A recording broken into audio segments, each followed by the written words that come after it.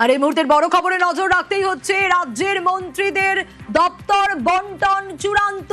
কোন মন্ত্রীর কাছে কি দপ্তর যাচ্ছে এখনো পর্যন্ত যে আপডেট আমরা পাচ্ছি, আরো ডিটেল আপডেট নেব আমরা ভেঙ্কটেশ্বরের কাছ থেকে। তবে তার আগে একবার জানিয়ে রাখি, মুখ্যমন্ত্রী শুভেন্দু অধিকারীর উপস্থিতিতেই আমরা দেখেছিলাম নতুন মন্ত্রিসভার শপথ গ্রহণ অনুষ্ঠান, এবং যেখানে মন্ত্রীদের নাম ঘোষণা করেছিলেন মুখ্য সচিব, এবং তারই পাশাপাশি মনোজ আগরওয়াল নাম ঘোষণা করেছিলেন। এবং আমরা দেখেছিলাম যে বিধায়করা শপথ নিয়েছিলেন, একই সঙ্গে শপথ নিয়েছিলেন পূর্ণ স্বাধীন দায়িত্বপ্রাপ্ত এবং প্রতিমন্ত্রীরাও।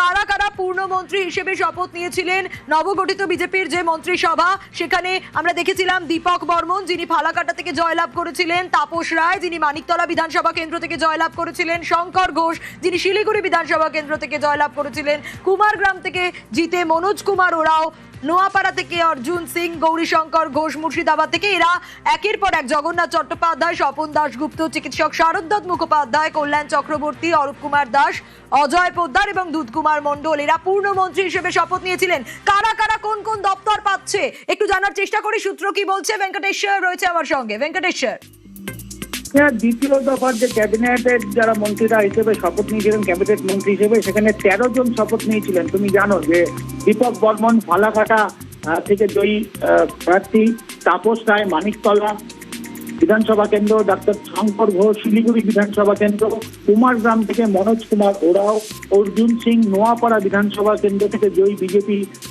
বিধায়ক, গৌরীশঙ্কর ঘোষ মুর্শিদাবাদ থেকে জয়ী প্রার্থী বিজেপি প্রার্থী বিধায়ক, জগন্নাথ চট্টোপাধ্যায় সিউড়ি থেকে জয়ী বিধায়ক, স্বপন দাশগুপ্ত রাসবিহারী কেন্দ্র থেকে জয়ী বিধায়ক, ডাক্তার শারদত্ত মুখোপাধ্যায় যিনি বিধাননগর বিধানসভার বিধায়ক, কল্যাণ চক্রবর্তী খড়দা থেকে জয়ী বিজেপি বিধায়ক, অরূপ কুমার দাস কাঁথি দক্ষিণ থেকে তিনি জয় হয়ে জিতেছিলেন এবং বিধায়ক হিসেবে শপথ নিয়েছিলেন। ক্যাবিনেট হিসেবে দ্বিতীয় ক্যাবিনেট হিসেবে অরূপ কুমার দাস, অজয় পোদ্দার কুলটি বিধানসভা কেন্দ্র থেকে তিনি ক্যাবিনেট মন্ত্রী হিসেবে দ্বিতীয় দফায় শপথ নেন, এবং দুধ কুমার মণ্ডল ময়ূরেশ্বর বিধানসভা কেন্দ্র থেকে তিনি দ্বিতীয় দফার যে ক্যাবিনেটের মন্ত্রীরা শপথ নিয়েছিলেন সেই তালিকায় ছিলেন। অর্থাৎ 13 জন কিন্তু দ্বিতীয় দফার ক্যাবিনেটে তারা শপথ নিয়েছিলেন।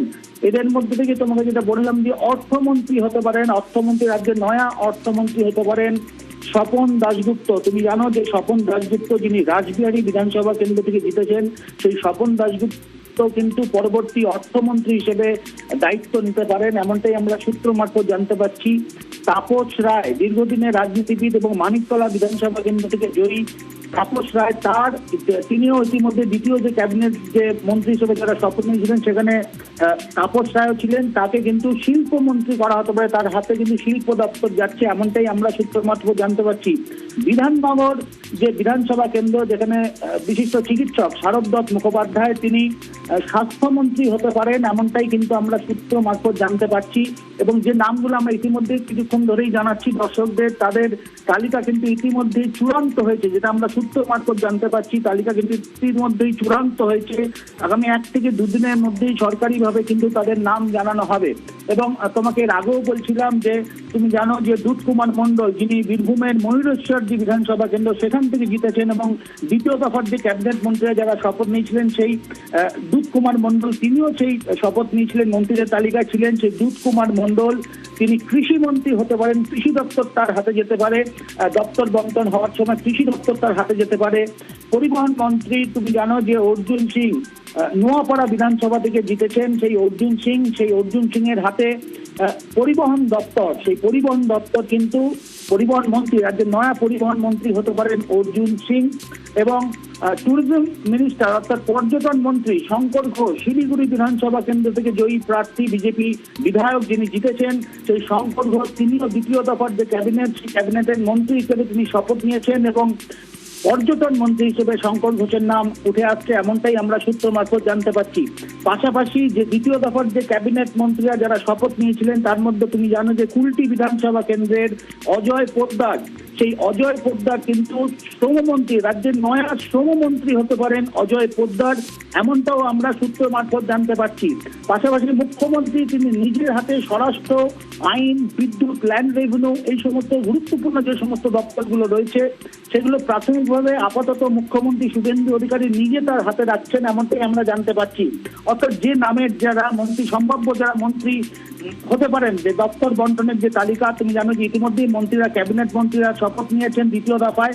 তার মধ্যে থেকে যে নামগুলো আমরা বললাম তাদের মন্ত্রী হওয়া এখন শুধু সময়ের অপেক্ষা। আমরা সূত্র এমনটাই জানতে পারছি সূত্র মারফত, এবং তোমাকে আগেও বললাম যে 1 থেকে 2 দিনের মধ্যে এই যে অর্থাৎ অর্থমন্ত্রী, শিল্পমন্ত্রী, শিক্ষামন্ত্রী, স্বাস্থ্যমন্ত্রী, কৃষিমন্ত্রী, পরিবহন মন্ত্রী, পর্যটন মন্ত্রী, যাদের নামগুলো আমরা এখন বললাম, দর্শকদের জানালাম, তারাই কিন্তু আগামী 1-2 দিনের মধ্যে তাদের নাম চূড়ান্ত হবে, যেটা আমরা সূত্র মারফত জানতে পারছি।